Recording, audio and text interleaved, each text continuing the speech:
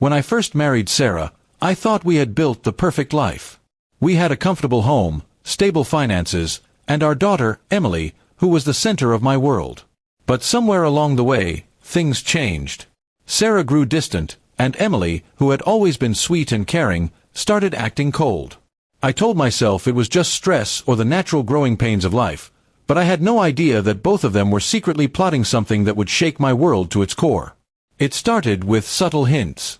Sarah would make comments about needing excitement in her life, and Emily, now in her early 20s, would mock my work ethic, saying I was boring. Then, one day, I overheard Emily talking to a friend on the phone, laughing about Dad's face when he finds out. My stomach tightened, but I didn't confront her right away. Instead, I decided to pay closer attention. A week later, Sarah left her phone on the kitchen counter. A message popped up from an unknown number, *, can't wait to see you tonight. Don't worry, he'll never know. *, my hands shook as I read it, but something told me this was too easy, almost like it was planted. I later found out I was right. Over the next month, Sarah and Emily began, accidentally, letting me see photos and messages suggesting they were both involved with other men. Emily posted selfies with an older man, and Sarah kept forgetting to delete texts from someone she called Mark. It was cruel and calculated, but the thing was, I didn't believe it was real. They were trying to make me jealous or break me down. One night, Emily confessed that she was dating a married man, and Sarah claimed she was seeing an ex from high school. Their tone was smug, as if they were expecting me to yell, cry, or beg. I didn't give them the satisfaction. I simply nodded and said, I see. That seemed to throw them off. They exchanged a quick glance, almost like they were unsure of the next step in their plan. That night, I lay in bed thinking about all the years I had sacrificed for them, how I'd worked long hours, provided for every comfort, and put their needs before mine.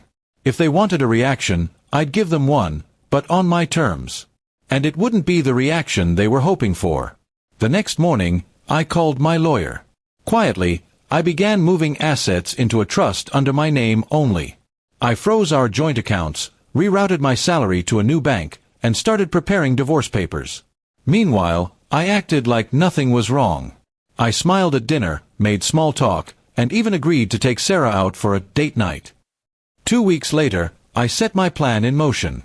I invited my brother, my parents, and a few close friends over for a casual gathering. I told Sarah and Emily it was just a family dinner. But during dessert, I stood up, pulled out a folder, and began reading aloud the messages and photos they had been flaunting. I asked each of them, "Is this real? Or were you just trying to manipulate me?" They stayed silent, realizing everyone in the room now knew. The air grew heavy with embarrassment. My mother shook her head in disgust. My brother muttered under his breath, "Unbelievable!" I calmly explained how, whether their affairs were real or fake, they had destroyed any trust one had left. Then I handed Sarah her divorce papers right there at the table. Emily started crying, saying it was just a prank, and they didn't mean it. Sarah tried to claim it was a way to test my love for them.